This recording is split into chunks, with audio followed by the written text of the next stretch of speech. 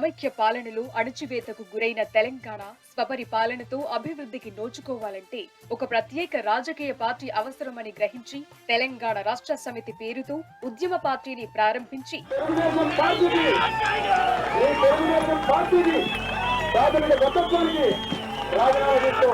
రాష్ట్ర సాధన తరువాత పూర్తి స్థాయి రాజకీయ పార్టీగా రూపుదిద్దుకుంది. ఉద్యమ పార్టీగా 13 ఏళ్లు, రాజకీయ పార్టీగా 7 ఏళ్ల కాలాన్ని పూర్తి చేసుకుంది. టీఆర్ఎస్ పార్టీ అంటే కేసీఆర్, కేసీఆర్ అంటే టీఆర్ఎస్ పార్టీ అనేంతగా రాష్ట్ర ప్రజలతో మమేకమయ్యింది.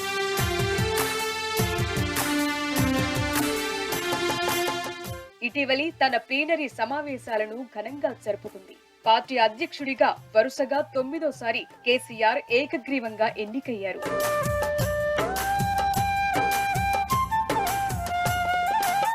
ఈ సందర్భంగా టీఆర్ఎస్ పార్టీ కొనసాగించిన ఉద్యమం రాష్ట్ర ప్రజలను ఐకమత్యంగా నిలిపి పోరాడి రాష్ట్రాన్ని సాధించటం, ఆ తరువాత 7 ఏళ్ల నుంచి ప్రభుత్వాన్ని నడుపుతూ సాధించిన విజయాలను ప్రస్తావించుకోవటం అవసరం.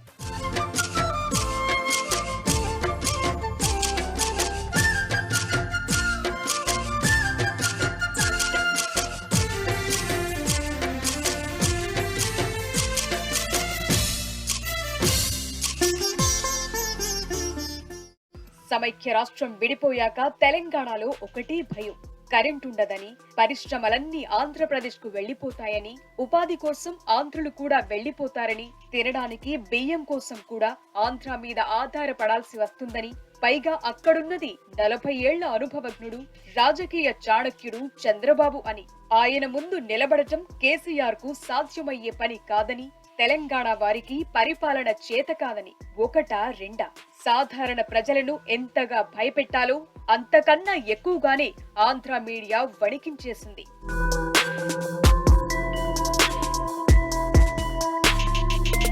మరొక విచిత్రం ఏంటంటే 6 నెలల తరువాత మళ్లీ మమ్మల్ని ఆంధ్రాలో కలిపేయండి అని తెలంగాణ వారు ఉద్యమం చేస్తారని పచ్చ పత్రికలు నానా రకాల దుష్ప్రచారాన్ని చేశాయి. దానికి తోడు కేసీఆర్ అవినీతిపరుడని, అధికారం రాగానే తెలంగాణ సంపద మొత్తం ఆయన కుటుంబం దోచేస్తారని ప్రజల మనస్సులు మెదళ్లలో విషాన్ని నింపేశాయి.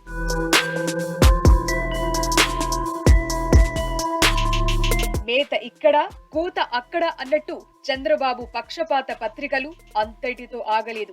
ఆంధ్ర తెలంగాణ ప్రజలు అనునిత్యం ఘర్షణ పడుతుంటారని, తెలంగాణలో స్థిరపడిన ఆంధ్ర వారిని తన్ని తరివేస్తారని కథలు అల్లేసి 2 రాష్ట్రాల పౌరులు ఒకరినొకరు ద్వేషించుకునే విధంగా ఎన్ని ప్రయత్నాలు చేయాలో అన్నీ చేశారు.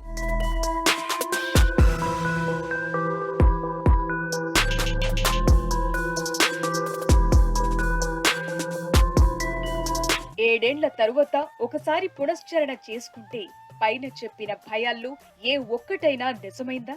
ఆంధ్ర వారిలో ఒక్క కుటుంబమైనా తెలంగాణ నుంచి వెళ్లిపోయిందా? బతుకుదెరువు కోసం తెలంగాణకు వలస వచ్చే వారి సంఖ్య పెరిగిందే కానీ తగ్గిందా?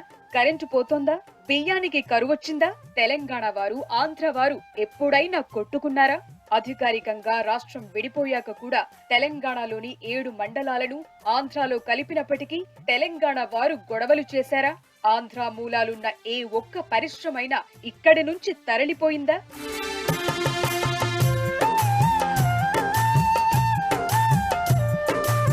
ఎందుకని ఒకసారి మనం ఆత్మ పరిశీలన చేసుకుంటే కొంతమంది జీర్ణించుకోలేని వాస్తవాలను చెప్పుకోవాల్సి వస్తుంది. రాష్ట్రాన్ని సాధించటమే తమ లక్ష్యంగా చెప్పుకున్న కేసీఆర్ తన ఆశయాన్ని సిద్ధించుకున్న తరువాత చేసిన మొట్టమొదటి వివేకవంతమైన చర్య ఏమిటంటే తెలంగాణలో స్థిరపడిన ఏ ప్రాంతం వారైనా తెలంగాణ వాళ్లే. వాళ్ల పట్ల ఎలాంటి వివక్షత ఉండదు. ఎవరికి ఏ కష్టం వచ్చినా మా వాళ్లుగానే భావించి ఆదుకుంటాం అని ప్రకటించడంతో విద్వేషపూరిత వాతావరణం మొత్తం ఒక్కసారిగా చల్లబడిపోయింది.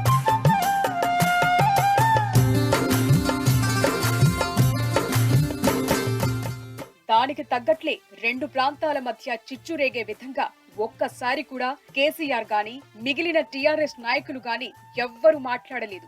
అలాగే టీఆర్ఎస్ పార్టీ కూడా ప్రాంతీయ భేదాలను సృష్టించే ప్రకటనలను చెయ్యలేదు. అలాగే ఆంధ్ర రాజకీయాల్లో ఒక్కసారి కూడా జోక్యం చేసుకోలేదు. ఆంధ్రప్రదేశ్ లో కూడా టీఆర్ఎస్ శాఖను ప్రారంభించాలని కొందరు కేసీఆర్ కు సలహాలిచ్చినా ఆయన అస్సలు పట్టించుకోలేదు. మన ప్రాంతాన్ని మనం అభివృద్ధి చేసుకోవాలి, వేరే రాష్ట్ర రాజకీయాలు మనకు అనవసరం అని స్పష్టం చేసిన రాజనీతిజ్ఞుడు కేసీఆర్.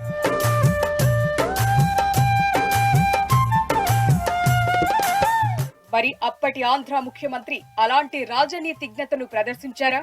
అడుగడుగునా తెలంగాణ రాజకీయాల్లో జోక్యం చేసుకున్నారు. చివరకు 5 కోట్ల రూపాయలతో ఒక ఎమ్మెల్సీ ఓటును కొనాలని దుస్సాహసం చేశారు. తెలంగాణ మీద దుమ్మెత్తిపోశారు. కేసీఆర్ ను తీవ్ర పదజాలంతో విమర్శించారు.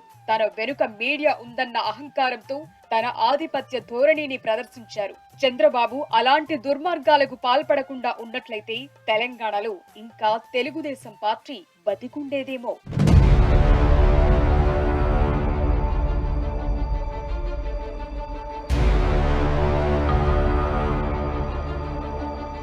రాజకీయాల్లో చంద్రబాబు కన్నా సీనియర్ కేసీఆర్. చంద్రబాబు గూర్చి ఆయనకు తెలిసినంతగా మరెవ్వరికీ తెలియదు. నిజానికి ఉమ్మడి రాష్ట్ర ముఖ్యమంత్రిగా ఎన్టీఆర్ పాలిస్తున్నప్పుడు తెలుగుదేశం పార్టీ కార్యకర్తలకు, నాయకులకు గండిపేట ఆశ్రమంలో రాజకీయ తరగతులను నిర్వహించేవారు. వారందరికీ పాఠాలు బోధించింది కేసీఆర్ అంటే ఇప్పుడు కొందరు నమ్మకపోవచ్చు. చంద్రబాబు ముఖ్యమంత్రిగా వెలగబెడుతున్నప్పుడు ఆయన ప్రవేశపెట్టిన జన్మభూమి, నీరు మీరు, శ్రమదానం లాంటి అనేక పథకాలను రూపొందించింది కేసీఆరే అంటారు. ఎవరో శ్రమ పడితే దాని ఖ్యాతిని తన జేబులో వేసుకునే కుటిల మనస్తత్వం చంద్రబాబుది.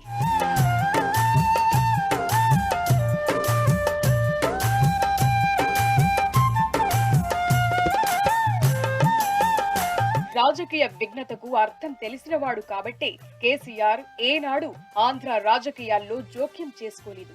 సమైక్య పాలనలో అభివృద్ధిలో వెనుకబడిన తెలంగాణ ప్రాంతాన్ని అభివృద్ధి చేయటం, బంగారు తెలంగాణను సాధించటమే ధ్యేయంగా అహర్నిశలు పనిచేయటం, ఆ పనిలో చిత్తశుద్ధి కనబరచటం వల్ల విద్యుత్ కొరతను కేవలం మొదటి సంవత్సరంలోనే అధిగమించింది తెలంగాణ రాష్ట్రం. వ్యవసాయం మీద దృష్టి పెట్టి పనిచేయటంతో మొదటి 4 ఏళ్లలోనే ఆహార ఉత్పత్తిలో స్వయం సమృద్ధిని సాధించింది. వ్యవసాయం అంటే పండుగయింది.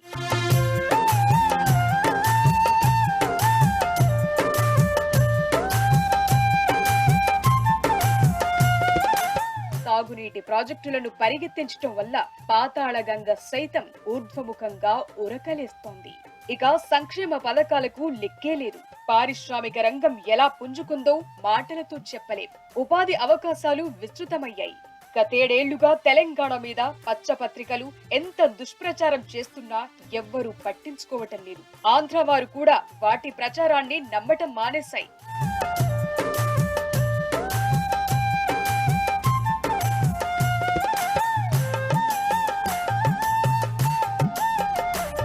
ఆధ్యాత్మిక రంగంలో కూడా కేసీఆర్ దూరదృష్టి కారణంగా గత 70 ఏళ్లలో నిర్లక్ష్యానికి గురైన అనేక ప్రాచీన ఆలయాలు సరికొత్త శోభను సంతరించుకున్నాయి. యాదాద్రి ఆలయం తెలంగాణకే తలమానికంగా రూపొందుతోంది. సుమారు 1200 కోట్ల రూపాయల భూరి వ్యయంతో లక్ష్మీ నరసింహ ఆలయాన్ని పునర్నిర్మించారు.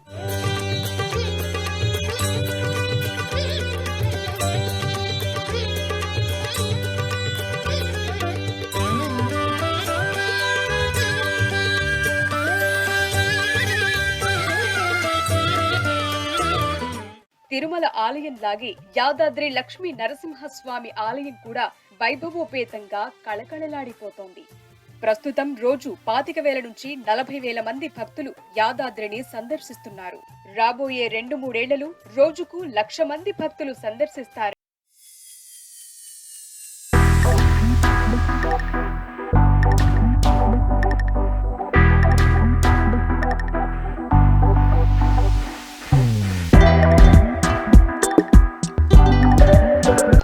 వేములవాడ రాజేశ్వరి ఆలయం, జోగులాంబ ఆలయం, భద్రాద్రి ఆలయం, భద్రకాళి ఆలయం ఇంకా అనేక దేవాలయాలు భక్తులతో కిటకిటలాడుతున్నాయి.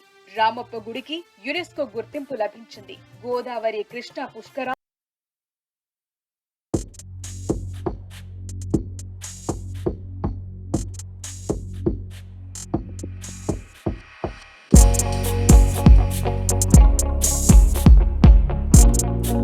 జాబితా అనంతంగా సాగుతుంది. ముఖ్యమంత్రి కేసీఆర్ దార్శనికత, పాలనలో పారదర్శకత, మంత్రులు, అధికారులు, ప్రభుత్వ యంత్రాంగంలో క్రమశిక్షణ, ప్రజల ప్రోత్సాహం ఇంకా అనేక కారణాల వల్ల ఈ రోజు తెలంగాణ రాష్ట్రం సుఖభోగాలతో విలసిల్లుతోంది.